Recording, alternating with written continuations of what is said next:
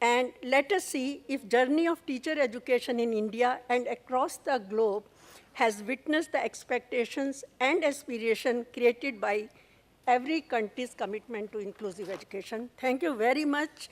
And with this, I'm going to invite our first speaker is going to be Mr.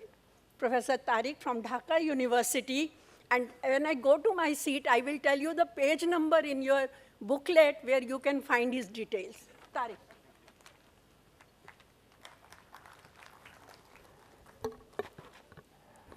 Honorable Chair, distinguished speakers, ladies and gentlemen, good morning. I'd like to start my speech with a quote from Mahatma Gandhi about happiness. He says, happiness is when what you think, what you say, and what you do are in harmony. So we, the inclusion promoters, how can we be happy in our profession? That depends on how we conceptualize the thing, how we operationalize it, and then how we implement it. If those are not in harmony, inclusion will not bring any happiness. So my speech would try to look at those three things: how we conceptualized it, and how we tried to operationalize it, and how did we implement.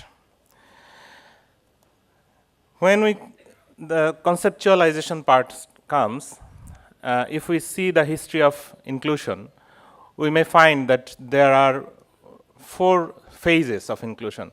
In the beginning, it was exclusion. And still exclusion is going on because it's a part of human life. And later on, we thought that some groups are somehow so much excluded, they need to be somehow addressed. So we started segregated models. That is segregation. And then we thought that, no, they have some potentials that need to be collectively used. So we thought that we need to bring them into our life. Because previously, the structure we made in our society, we did not consider those people who are marginalized or excluded. So integration started. Later on, we felt that integration model still practices segregation. So that's why we now need an inclusive society. That's why SDG 4 targeted to make an inclusive and equitable education for all, irrespective of any backgrounds. So inclusion is for all. That is the main thing. So conceptualizing that part, there are 2 issues. One is the right perspective. That means every person has the right to be included in the system. And the other thing is how we do it. In principle, we know that inclusion is an approach to address or remove barriers to learning and acknowledge individual needs and potentials. And if we think about that, all children are the target groups of inclusion. Children who are inside schools, children who are outside schools. And children who are inside schools, if they are not attending, if they are not achieving their learning potentials, if they are not accepted in their society or community, they are somehow excluded. So within schools, exclusion happens. So this is the concept of inclusion that need to be operationalized and implemented to make society or a school or a community inclusive. So when we started to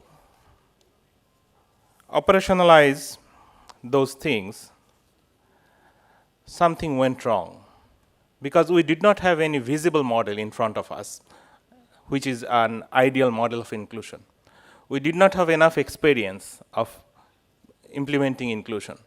So we had in front of us different segregated models, integration models, and we thought that those are some strategies or evidences that we can use to make schools inclusive or teacher education inclusive.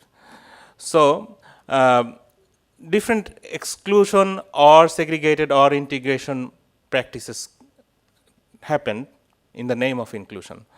UNESCO did a study in 2013 to see how Asia-Pacific regions started to address inclusion through operationalizing and implementing it. And they found that when comes the issue of teacher education, what has happened actually is that a separate training initiated in many countries rather than embedding it into the existing training programs. So teachers thought that this is a different project of education programs, which has a target of a limited time, and we need to learn some activities, and it will be ended at a certain point. This was one thing. The other thing is, when we tried to make teacher education curriculum inclusive, we tried to insert a separate chapter on inclusion, rather than embedding it in the different parts of the teacher education curriculum. So, again, teachers thought that inclusion is a different concept. It is not a part of my regular activities. It is an additional workload for me. So these myths came up when this type of introduction of inclusion happened in practice or in operationalization. And this was the design part. And also, sometimes, as I said, that we have in front of us different segregated models. Sometimes special education contents were just inserted into the existing curriculum, and they thought that this is inclusion. So again, teachers became confused. And the 3H theory that was told yesterday, most of the teacher education programs are mostly theory-based. So head, hand, heart distribution was not properly done. So those were some challenges when we tried to operationalize it into teacher education programs. And it happened also in the education systems also. In many countries, there is a separate inclusive education cell within the ministry. And all the inclusive education activities are operated by those cells.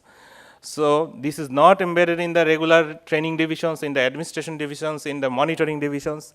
All the inclusion activities are done inside the cell. So exclusion is going on within the name of inclusion, in the name of inclusion. And in the content of teacher education program, isolated interventions were introduced to teachers. Teachers have to do these things for a child with hearing impairment, those things for child with visual impairment, that thing for a child with intellectual disability. Teachers are not introduced that how a big classroom will be inclusive and every child will participate.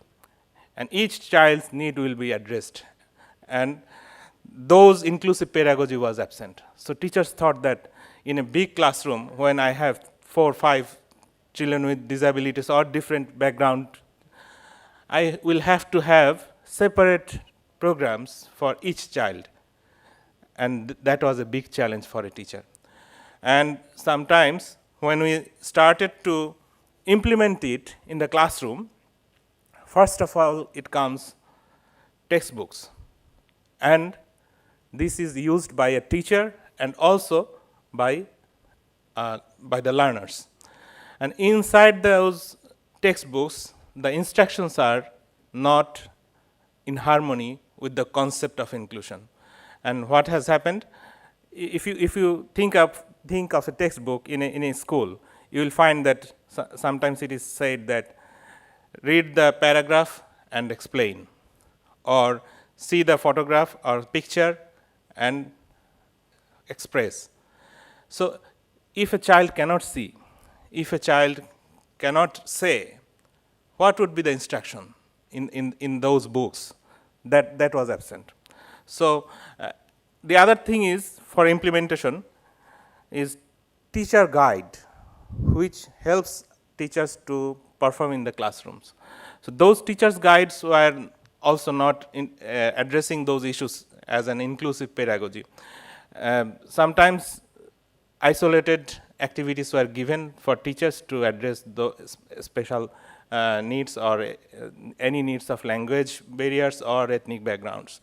So teachers did not understand how those things will be addressed in a big classroom, and each child will be served. And at the same time, more focus was given in access. That means, okay. That means attendance or enrollment. But teachers were not given the idea that inclusion means 4 A's: access, active participation, achievement, and acceptance. So, if a school is inclusive, that school will ensure students' enrollment, active participation, achievement, and acceptance. So how to do that? The only way is making schools and everything flexible. And the formal education system is in many ways very much rigid. We have prepared a parallel education system in many countries, which is known as non-formal education. We believe that the formal education system has some faults. Due to that, all children will not be addressed through that system. So some children will be dropped out, and non-formal education system will catch those children and somehow address. But if we think in an opposite way, the approaches that are used in non-formal education, if we can use that in the formal system, if we can make the formal system more flexible, it will be more inclusive. And what is the impact of those malpractices or lack of harmony in conceptualization, operationalization, and implementation? The impact is, immediate impact is teachers' concerns raised, teachers became more negative. So they try to avoid children who are challenging, who has little difference. So somehow they try to keep them out of the system. So this is one way, one thing. The other thing is that collective effect of those malpractices. Since 2007, enrollment rate of global education is not increasing. It is stagnant. And also, we all talk about quality of numeracy literacy. Those are absent. So, how much flexibility we need? We need, I will conclude with this, we need 5 W's. We need to think about 5 W's. Who, what, where, when, why. Who will learn? Every child. What will be learned? We need flexibility in that. Where? The place. Always we think that a child has to come to a classroom, structured school system. If we have flexibility, a child can learn from home. Then when, time, age, those flexibilities are needed. And why, the purpose. It is actually depends on child's interest. So an inclusive teacher has to think that future schools will not have any boundaries. So they will need to adjust with that. If schools have no boundaries, there will be no out-of-school children. And there will not be any dropout children. And future schools will not have benches. So if there are no benches, there will not be any backbenchers. Thank you all.